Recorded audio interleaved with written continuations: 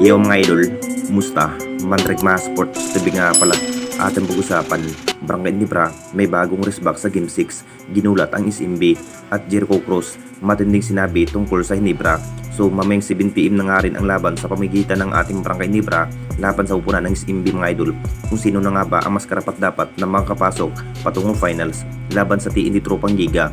Pagsisikapan pa rin ng ating Barangay Nibra ngayong Game 6 mga idol, dahil kung sakaling manalo man dito ang upunan ng SMB, talagang ang SMB na nga ba ang makakapasok patungong finals. Butas ng karayong pa rin ang madadaanan ng ating Barangay Nibra.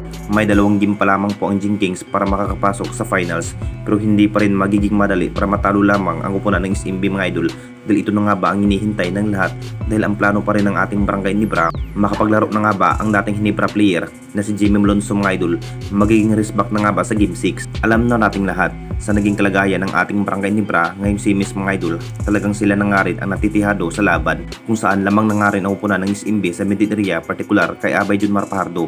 Ito pa rin ang dahilan mga idol kung bakit luging-lugi nga ang Barangay Nibra sa scoring machine pagdating sa mga big man.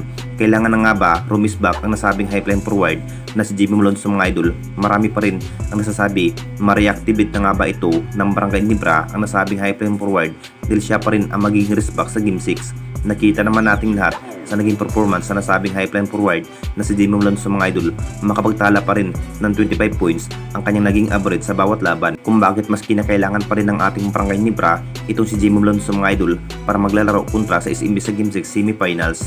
At dito na naman tayo sa isa pa nating balita, Jericho Cross. Matinding sinabi tungkol sa upunan ng Barangay Nibra.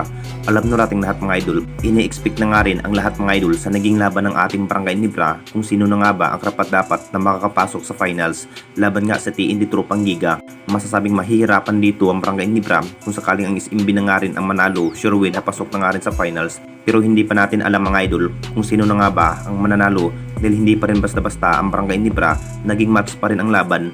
Lamang nga lang ang SMB na may isang panalo sa Game 5. Mamayang 7pm na nga rin ang laban mga idol, sabik na nga rin itong player ng SMB ay walang iba kundi si Jericho Cross mga idol. Tatalunin na nga raw ang kupunan ng Barangay Nibra sa inamin pa lamang po sa nasabing star player ng SMB na si Jericho Cross. Hindi na nga raw niya pagbigyan ang kupunan ng Barangay Nibra. Lakas pa rin sa aura itong si Jericho Cross mga idol para tatalunin na nga raw ang kupunan ng Barangay Nibra sa Game 6. Kumpiyansa pa rin ang kupunan ng SMB na nga ba ang makapasok sa finals.